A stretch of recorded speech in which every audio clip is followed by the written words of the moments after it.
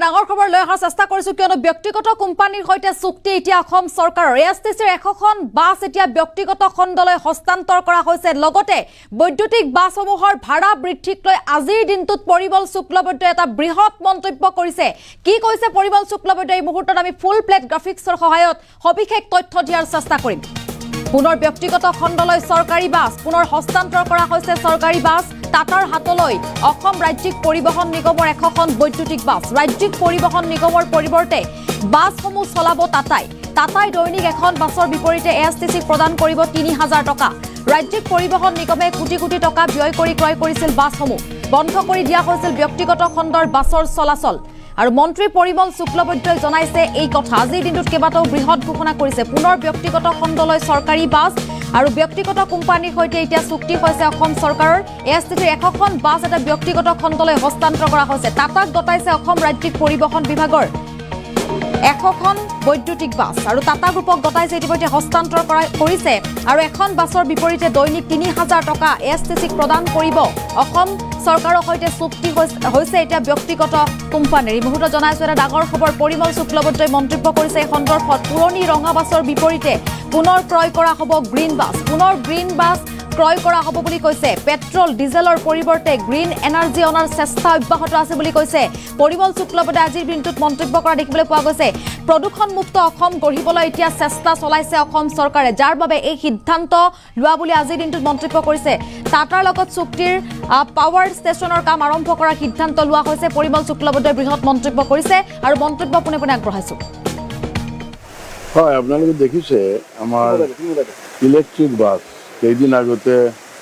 মাননীয় মুখ্যমন্ত্ৰীৰ জৰিয়তে এএছটিচিয়ে 200খন বাছ পাইছে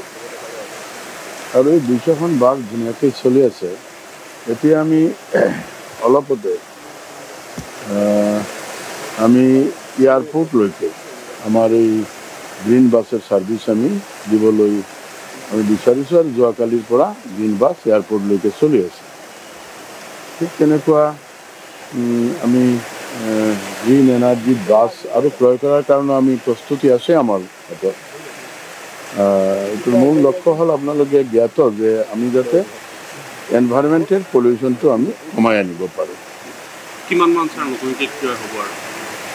আমাৰ চেণ্ট্ৰেলৰ ফালৰ পৰা এটা এইডছ আমি পাইছোঁ তাৰ কাৰণে আমি মাননীয় মুখ্যমন্ত্ৰীৰ ওচৰতো আমি ফাইল পঠাইছোঁ লিখিছোঁ আমি এতিয়া 37 ক্ৰ'ৰ্ছৰ এটা গ্ৰাণ্টছ আমি পাইছোঁ আমাৰ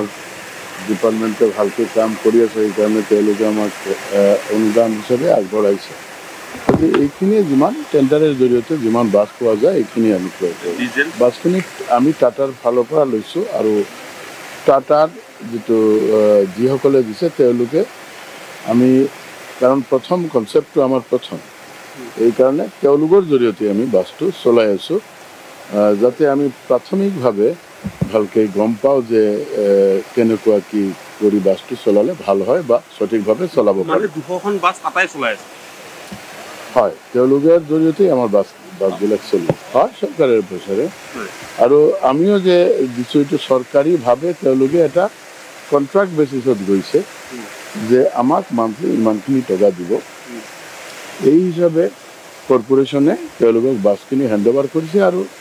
প্ৰতিদিন হিচাপে তেওঁলোকে এটা টকা আমাক দি আছে এইটো 100খন বাছৰ কাৰণে সম্ভৱতঃ 3 লাখ টকা হয় আপোনালোকে দেখিছে আমাৰ ইলেক্ট্ৰিক বাছ